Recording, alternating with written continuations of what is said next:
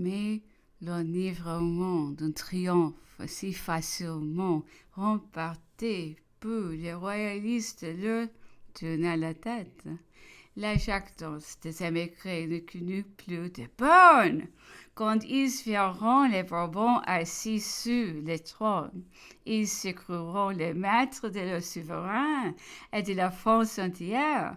Ils demanderont, ou plutôt exigeront, les emplois, les faveurs et les richesses en offre du gâteau. La plupart d'entre eux étaient d'anciens officiers qui n'étaient revêtus que d'un grade subalterne lors de leur émigration.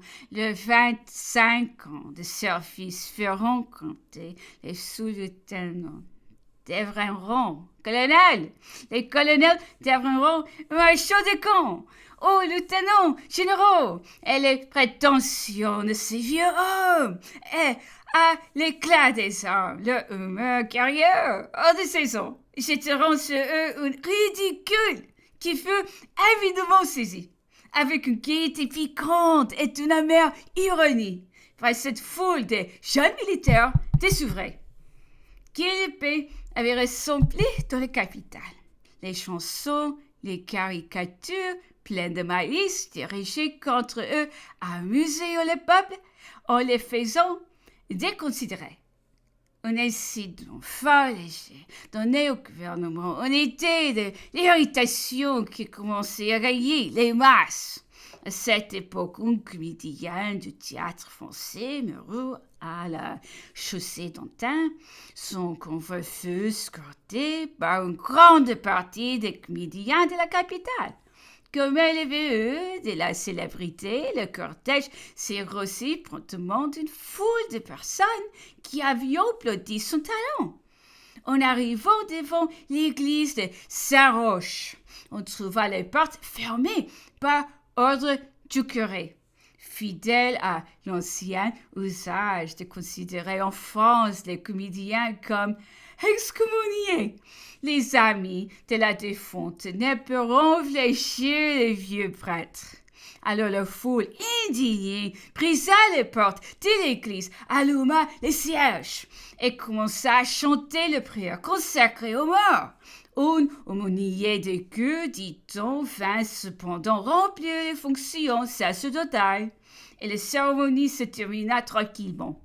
Un désordre si imprévu trouva l'autorité sans résolution, et si le roi avait suivi son premier mouvement, de faire repousser la foule par ses gardes, il est probable qu'il en serait résulté une révolte dont les suites auraient été incalculables.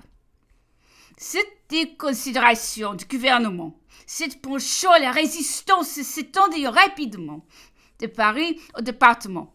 La fausse position des magistrats et des administrateurs impériaux conservés prêchant tout à coup d'autres devoirs, d'autres affections, des opinions contraires jetaient sur eux l'inconsidération et la nécessité de faire oublier leur ancien dévouement à l'ennemi des Bourbons, donner à l'exorciste de leur autorité une sorte de violence qui blessait et irritait partout les acquéreurs des biens nationaux. Si nombreux puisque plus de 10 millions de personnes y étaient intéressées feront bientôt tourmentés par les anciens propriétaires. Loin d'accepter les offres qui leur étaient faites par le peuple, ceux-ci rejettaient toute espèce d'arrangement annonçant hautement que leurs biens seraient rendus par l'autorité du roi qui devaient rentrer en possession de leur propriété, au même titre qu'il avait retrouvé le couronne, que la perte des sujets et du monarque ayant été commune. La restitution devait être faite en même temps qu'enfin la charte, convention transitoire, simple ordonnance de réformation religieuse, modifiée sur ce point si elle n'était pas abolie. Le roi était réuni avec un très petit nombre de gentilshommes restés fidèles à sa personne. Mais le nombre considérable des émigrés rentrés en 1801, lors de l'amnistie du premier consul, s'empressa de se jeter aux Tuileries et de joindre à sa joie durée des Bourbons ses plaintes et ses souffrances anciennes de l'émigration. Ils arrivirent tous les jours en foule à la messe des Tuileries, la plus grande partie vêtue d'habits bourgeois ornés d'épaulettes, d'armées, de vieilles épées de leur défunt régiment. Les récits de leur vieilles prouesses, les complaises de la Légion de Condé faisaient pitié à ceux qui les avaient battus si facilement. Ils semblaient revenus à l'éveil, et cette gestante suppliait de faveur de la cour irrita vivement tous ces guerriers qui venaient de se camper avec tant d'éclat.